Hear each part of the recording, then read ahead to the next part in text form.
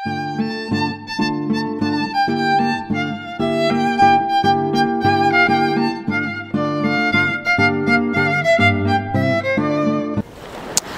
my dear friends, Merry Christmas in advance, and let's see what to expect astrologically during the week of Christmas 2016. That will be from the 19th of December till the 25th of December 2016.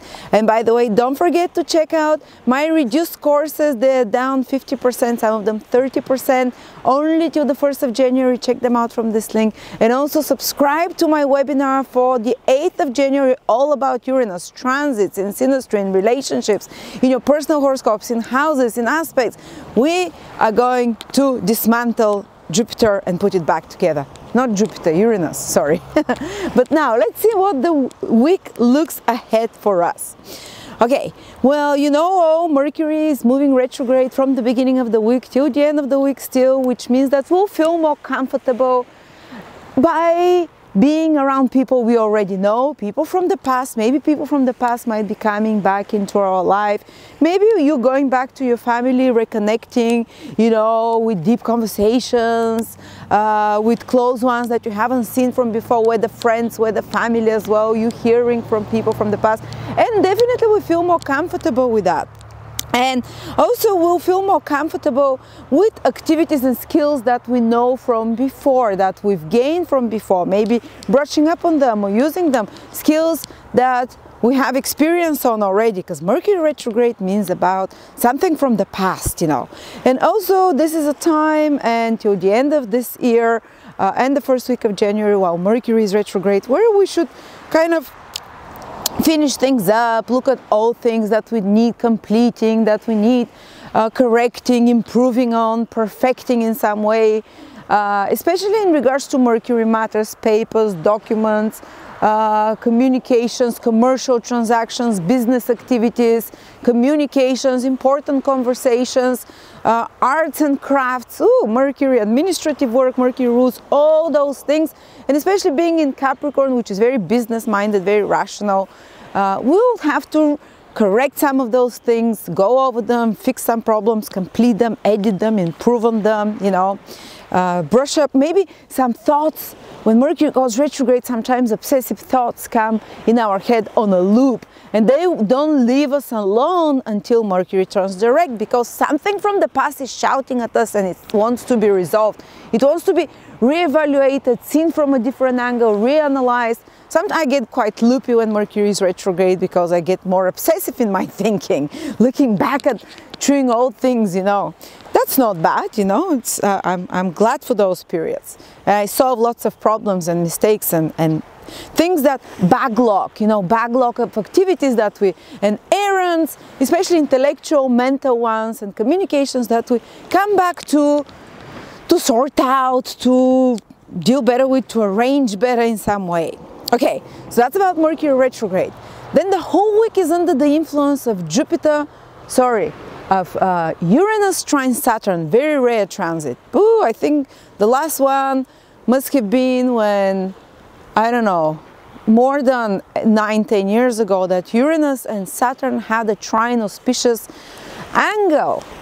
So Capricorn and Aquarius can very much be supported by new ideas, and I'm telling you, not just this week, the whole next year, by new opportunities that implant themselves lastingly in their lives, new opportunities which gently open new doors without shaking them up and making them regret they were born, you know, basically, and new points of view, new kind of, if you wanted always to change something in your life, but you didn't have the support, or if you didn't have the inspiration, now the positive aspect from Uranus to your planet Saturn will help it. But this will impact everyone.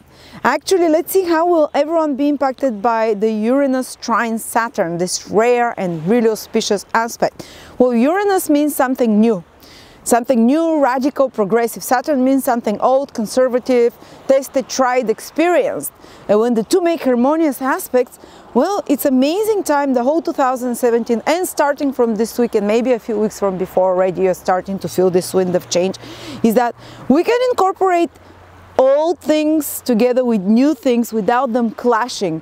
It's almost like, I would say, like conservatives and Democrats getting along without clashing, which is impossible, but it's no kind of old things and old experiences in our life, or something that we already have personal abilities with, that it's tried and tested, and we can expand it somehow by introducing new ideas, by incorporating new ideas, and this is not going to shatter our reality or undermine our stability, because you know those two planets have such opposing natures, because new always kills the old. Well, not always, but in this case it's not going to happen. The new is going to build upon the old. It's going to preserve your security by allowing you to build upon and bring newer ideas, and say, how can it work for people? Say you have a business, you don't have to change your whole business, but you can incorporate new technologies or new ideas or fresh blood into it, and you can make it, strengthen it and stabilize it. Or say you have an old relationship, especially who will feel it in regards to relationships. This will be the air signs, Aquarius, Libra and Gemini, because the Uranus Saturn trine is happening in their social houses of relationships, communications, whether it's personal, business, commercial relationships, love relationships, whatever it is, it's other people, their houses that are being triggered. So, for example, they can strengthen old friendships or relationships overall and excite their social life by bringing new people, new contacts, but without this disrupting their old social life or their old relationships. So they can build upon an old relationships, incorporate something new, exciting, or say an old business partnerships that they can incorporate some new ideas into, that strengthens it, that makes it expand in some way. Or another way it can play out is new relationships can also bring a breath of fresh air into your old relationships if you're air sign, whether it's your sun, moon or ascendant, like in my case. Or for the fire signs, it's happening in fire signs, it's Sagittarius and in Aries. So the fire signs, there's like, in your personal life, these are the inspirational houses that the trine is happening. Some new ideas, you have some experience from the past, and you can incorporate new ideas, new opportunities with it, new personal paths of development without having to scrap the old and leave it behind as well. And definitely the fire signs, Air, Sagittarius and Leo, feel it the most. They're most energized by that, energized to new activities by building upon old experience. Old authority figures can help you fulfill some new ideas or some new inspirations of yours, or you can give to authority figures, and that's for everyone as well, because Saturn naturally indicates authority figures, and Uranus is new things, new creative ideas, new intuitive ideas. You can present them to people with more experience and they can help you in some way. Or you can strengthen your authority, which is Saturn, through bringing in new ideas, through bringing in new ways of doing business or whatever it is, and it will be accepted by the institution or by the hierarchy or by all the dogs or whatever, you know. And you can be Saturn yourself, you know, if you're someone with authority, established name, established positions in society, which is very Saturnian, more conservative or more established. Then Uranus expands your horizons. You're willing to incorporate new things into your life. Okay, and then for the air, for the fire signs, we talk for the air. For the earth signs, it's gonna happen in your water houses, basically the trine. So there can be some healing on your emotional level, some support that comes through your family, support that comes through hidden resources, through other people's finances and resources, support that comes on the psychological, emotional level, cleaning some, releasing some old pain. Saturn can be connected to pain, to hurt, releasing it through new alternative methods or through new ideas, or something changing in your mind, something changing on the emotional level in yourself that helps you solve some old pain things, which is what Saturn is usually, or solve some old problems at home with people that you're emotionally close with as well. And then for the water signs, which is Cancer, Scorpio, and Pisces, this is going to be happening in your earth houses. So maybe earth houses are to do with money, with finances, with career, with tangible, practical matters. So you can incorporate, whether it's in your work or in your money, new ideas, which will strengthen your already existing positions in regards to career, in regards to work, in regards to finances, in regards to service, in regards to vocation, in regards to security, you know. And so yeah, so basically you can incorporate new things which help you stabilize and strengthen things in regards to such matters. Okay, so that's about the Saturn trine Uranus. I love it. And by the way, the week after that, Jupiter is opposition Uranus. Ha!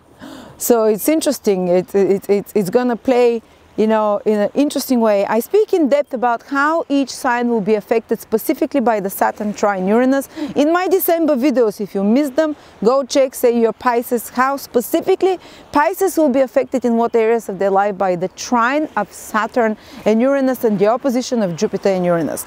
Okay, the next big news is that Mars is changing signs. It's going into a water sign, and Mars is our drive, how we act, how we move forward with our plans, how we go after the things we want. And Pisces is the most subtle sign.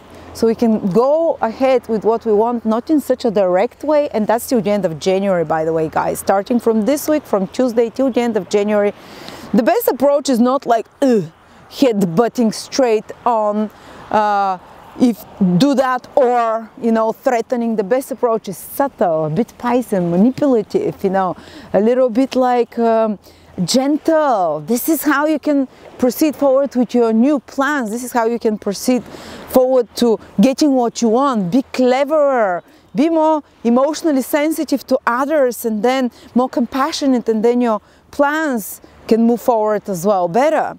And also be like a little bit like a director behind the scenes, pulling the strings subtly rather than in a bullying way. Also, there might be some more it can be a great time to get very active in regards to everything ruled by Pisces for the next month and a half. So anything creative, anything behind the scenes, anything to do with art, with films, with music, with creativity, you can become much more initiative in regards to that. Anything to do with travel abroad, with travel to foreign places, anything to do with spiritual work, or especially one connected to physical exercise like yoga. Oh, great time. If you ever want to start yoga and stick with it, do it when Mars is in Pisces, if it's very yogish kind of, or gentle exercise like swimming can be a great time for it. But each sign will be affected a bit differently, because whenever Mars changes signs, it energizes a different area from our life for the next 1.5 months. Even though it can create crisis in our life in that sphere, but we're more able to cope with those crises and to deal with them, because Mars creates the crisis, but it's also the planet that deals with the crisis and make us have some breakthroughs in whatever house is transiting. Again, in my December videos, I speak specifically how Mars going into Pisces will affect each sign. I can quickly tell you, Aries, Mars is going into your 12th house. So it's kind of your energy might be a little bit more dissolved. You might be doing something behind the scenes, more private things that people are not aware of, preparing something behind the scenes, you know. For example, try not to get involved in kind of gossip and stuff like that, and underhanded actions, because these can backfire, and people are more likely to have like hidden enemies when Mars is in their 12th house. So try for you to dispel this energy by being as honest with others and in your actions, but you can also prepare for something behind the scenes. Then for Taurus, it's going to be in your 11th house. For the next month and a half, you'll be more energized in regards to pursuing social contacts and activities. There might be some arguments with friends that happen, or in your social environment with groups of people, but definitely you become also more proactive in pursuing gains and earnings and doing actions which bring you closer to more gainful activities and rewards and fulfilling some dream or goal of yours. Then for Gemini, Mars is going into your 10th house. Very proactive 1.5 months in regards to your career. Mars will be there again only in 2.5 years, so now you have till the end of January to push through with personal willpower, to sort out some crisis in your career, to create some innovations, to bring through, which is Mars is very innovative. Maybe there might be some boss that is too pushy on top of you as well, because 10th house rules bosses above us that might be demanding on you. But if you work hard, and Mars is about mobilizing your energy and putting lots of work into short periods of times. It's kind of like a sprint in regards to your career and social status. Okay, then for Gemini, what is that? Cancer, it's in your 9th house, very supportive, gentle influence, by the way. You can organize Cancers yourself in regards to legalizing some documents, in regards to some kind of, maybe you feel more inspired into taking actions in regards to something inspirational, in regards to travel, to higher education, to pre-qualification. Maybe you might be quite active with some holiday or faraway place, or something that inspires you to put a lot more action, some vision that you have, which is the 9th house, to put action into it.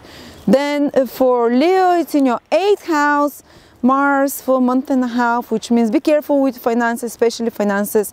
You might have more spendings that come out of you, or some kind of mini crisis situation in regards to your financial situation and that of your partner. Somehow they're connected to other people's resources, so money that comes to you from others in some way. But you can also be proactive in finding new such sources from others and having psychological breakthrough. When Mars is in the 8th house is transformations and changes, and Mars there can help you for that, Leo.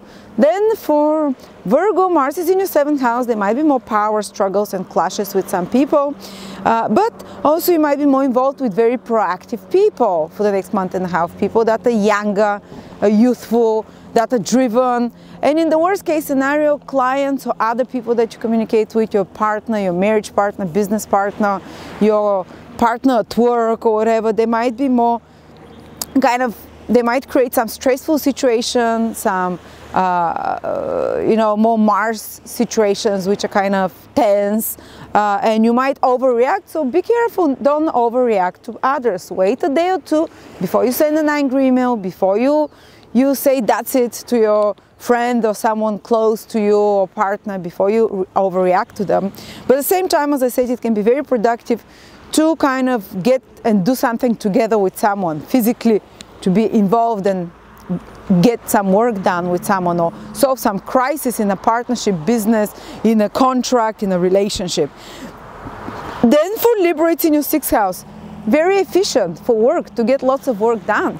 Mars loves to be in the 6th house, to solve conflicts. Mars in the 6th house creates more enmity, it brings enemies to the surface, but you go and deal with them in a more Piscean way, maybe not face straight on, but you solve the crisis with enemies, with competitors, with, you know, in a more subtle way.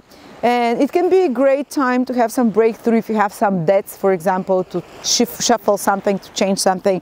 It can be great to be careful, some acute health conditions might come when Mars is in the 6th house, like some inflammations or, you know, sore, which is what Mars rules in a sense. But overall, when it comes to work and service, which is the main meaning of the 6th house, you become more proactive, more initiative. Even if there is more competition and more stress there, you manage to get a lot of things done. Then for Scorpio, it's in your 5th house, very supportive. Mars in the 5th house, it energizes you for pursuing romantic activities, energizes you for activities with your children. There might be some arguments with children or loved ones and lovers, but on the whole, it's sending a trine aspect to you, so it's much more like you feel more inspired, more excitable to be center of attention. Creative activities and creative ideas flow around you, and you are able to fulfill them. You're able to go acting on them and make them happen. You know, Mars is action. Then for Sagittarius, Mars is going to a 4th house. It raises the temperature in your home and family. Some arguments, you know, you might make you emotionally more restless, emotionally more reactive in some sort. So again, this is a position you have to be more careful with your reactions, so you don't regret after that, because you just might have more fiery emotional reactions and burst out. But at the same time, you can put a lot of activity in changing something around your home, for DIY work, for vigorous activities with your family, for doing some project together, private project, for example. In the worst case scenario, you're just gonna fight with your family, you know. And then we have Capricorn. It's happening in your 3rd house, makes your everyday life quite busy, your interactions with others quite busy. Mars in the 3rd house. Maybe some travels can happen, short, busy, fast travels. Makes you much more go-getting for commercial activities, makes you much more, if you're in any career that's competitive, that's about advertising, writing, speaking, that's about, oh, I think I can see Venus. Wow. Yeah, Venus is bright and visible during the day. Such a rare thing. Last time this happened was 8 years ago. And it's in Pisces, by the way. Check out my January videos. I talk about what it means to have Venus visible during the day. So rare. So yeah, Capricorns, very busy, very hectic communications, travels as well, on your daily basis activities, just and commercial activities and any kind of communication activity speed up. It speed ups, you know, and you can be more argumentative as well. Mars in the 3rd house, expressing your opinions more, like And then we have Aquarius. Mars is in your 2nd house. Then we have might have more expenses, I guess, you know, but why not? It happens sometimes for a month and a half. Try not to take too many risks in regards to your finances to destabilize them. But maybe it's time now. Maybe you have to do it anyway. And Mars in the 2nd house can make us more initiative into pursuing new sources of income. Personally, to put efforts of sorting out some problems in regards to possessions, to material possessions and security, to go and pursue more actively security. And then Pisces, for you Pisces, Mars comes into your sign. You become more proactive overall. You become more go-getting in a Piscean way, obviously. It's not going to be in a very rough way, abrasive way, but still you just get more physically active. You can get more irritable as well, and more easy to get triggered and more prone to accidents. That's the negative manifestation. The positive manifestation is that you get that mobilizing energy of Mars to kicks you in the butt and makes you initiate and start new things and get active, and gives you more courage for things that you didn't have the courage to do before. Now Mars really kind of gathers that courage and you go forward chasing those things. So thank you so much, guys. This is your weekly horoscope. That's the overall prediction. Hope you enjoyed it. Come check me out at Facebook. We do free readings, we give away awards, we announce all different things there, and yeah, come to my course on, watch my webinar on the 8th of January for all about Uranus. Thank you.